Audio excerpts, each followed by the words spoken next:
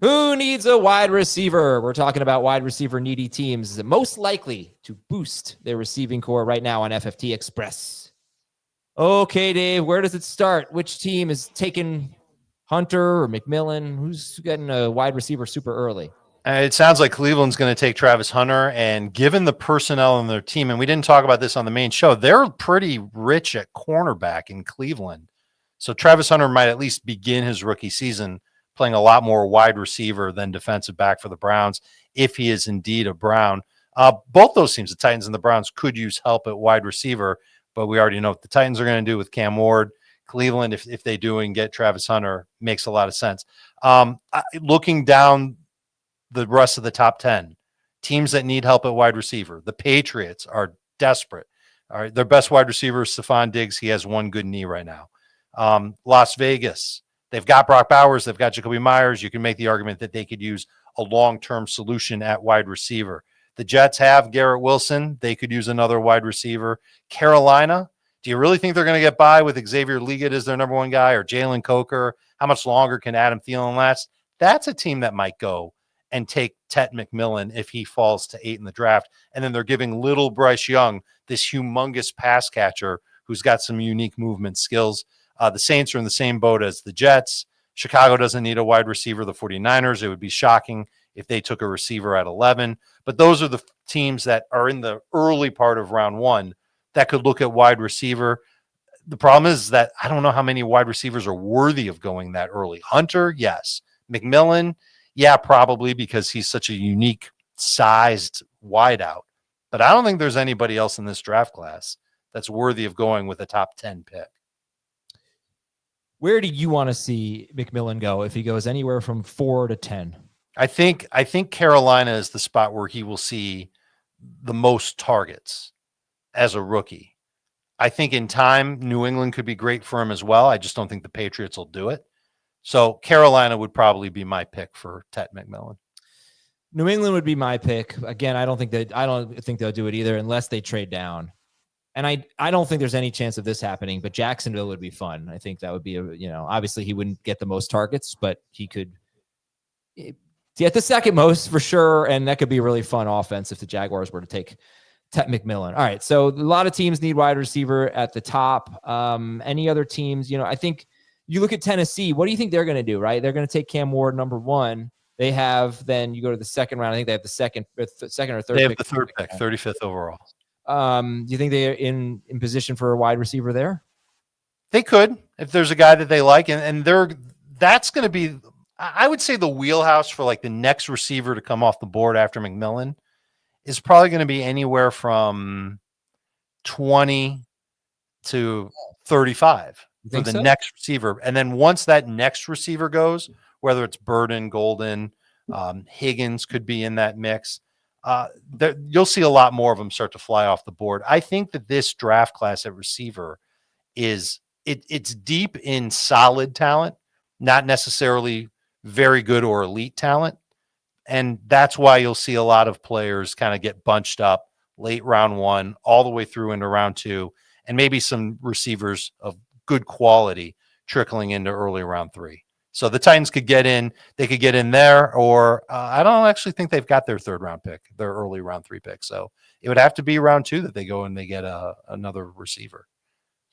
Yeah, Tennessee, they don't have a third round pick. They do have the first pick of round 4. They have 2 picks in round 4. We'll be right back on Fantasy Football Today Express. I'm going to throw another team out there. Do they need a wide receiver? We'll be right back. Dave, do the Miami Dolphins draft a wide receiver? How early? I think they will. How early do you think they'll draft a wide receiver? I'd be shocked if they did it in round 1 because they've got so many other needs that they need to address. And this is a front office and coaching staff that's in win or go home mode. If they botch it this year, I'm pretty sure we're going to see a new head coach in Miami and probably a new general manager too. So I would be surprised if they took a receiver at 13 or at 48. And those are just spots where they need to address other areas on the field where players can help them win now. When their next pick is 98th overall, at that point, if there's a receiver they like on the board, sure, they can go and they can get one of those guys there. And that's right before pick 100, obviously. All right. So other teams that might, what do you think about Denver? You think they would take a wide receiver in the first few rounds? Would it affect Cortland Sutton?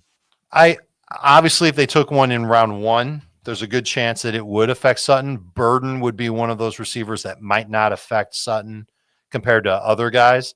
It's that second round pick, 51, where maybe they get one of the receivers that go 6th, 7th, 8th off the board. Could be somebody like Jack Besh, could be Trey Harris, somebody like that could go and help Denver get deeper and richer and have some long-term options at wide receiver. But I don't think they go there at 20. I think that's probably a spot in the second round, maybe third round at 85 for the Broncos. Chargers, 22nd overall. I think the Chargers are prepared to not take a wide receiver there because they've got Mike Williams and they've got everybody else from last year. So they might say that they're good enough to weather it and not take a number 1 wide receiver, or at least a first round wide receiver. But then they've got 55th overall. Maybe they're in the same boat as Denver. They pick right after Denver in round 3. They could be a team that goes and gets that same type of wide receiver that I just got done talking about in round 2. And we know the Packers want to upgrade their receiving core, right? And they have the 23rd pick. Is this the draft to do it in? That's the problem. These teams, it was such a bad year to need a receiver because not only did you have this draft that doesn't look great, but free agency was terrible for wide receivers. So what do the Packers do? This is a franchise that never takes wide receivers in round 1. So I would be stunned if they spent the 23rd overall pick on a wide receiver, but they do need to address the position. Not only is Christian Watson beat up, Watson's in a contract year. Romeo Doubs is also in a contract year. Jaden Reed took a step back in his second year. They need somebody to come in and help them at wide receiver. Count them in as a team that could do it at 54 in round 2. Okay. Anyone else you want to talk about here?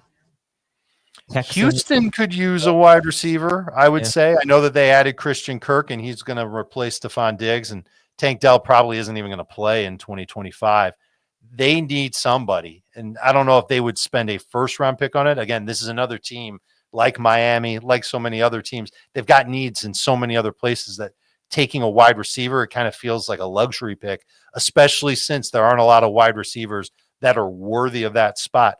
But there's a hometown guy there. Matthew Golden grew up in Houston, went to school at Houston before he transferred to Texas, seems to be an ascending wide receiver and can threaten downfield. If the Texans aren't convinced that Tank Dell's ever going to get back to the guy that he was when they drafted him, Golden could be on their radar, and he's another receiver that could go late round 1 into early round 2. And I'm very curious to see what the Bills do. They got one of the last picks. They have the 30th pick. I still think they need receiver. And, who's there? The problem is you look at the best players who might be available at the position. I think a lot of them are slot guys. And they just gave Khalil Shakir. So do they view Matthew Golden as an outside receiver? He was an outside receiver, but he's 5'11", 191 pounds. He's smaller than Luther Burden, and Luther Burden's a slot receiver, so I don't really buy Golden as an outside receiver. So I don't know what the Bills do there. Do you think the Bills have any chance they take a wide receiver there? I don't think they do because they brought in Josh Palmer. I think Palmer's going to be their number 3 receiver and a guy who could comfortably replace Shakir or Keon Coleman if they get hurt. But Keon Coleman was a guy that they spent a splash pick on in last year's draft. I don't think they're ready to send him to the bench. They might go and get somebody in round 2, round 3, round 4. That wouldn't surprise me. But round 1 capital, I'm going to guess that Buffalo is going to go in a different direction. All right. I would love to see them take Luther Burden. I know he's a slot guy, but I don't know that it would pay off immediately. But I feel like he'd have a nice future there with Josh Allen because he's so explosive. Okay. That is it for Fantasy Football Today Express. We will talk to you tomorrow with another edition. See ya.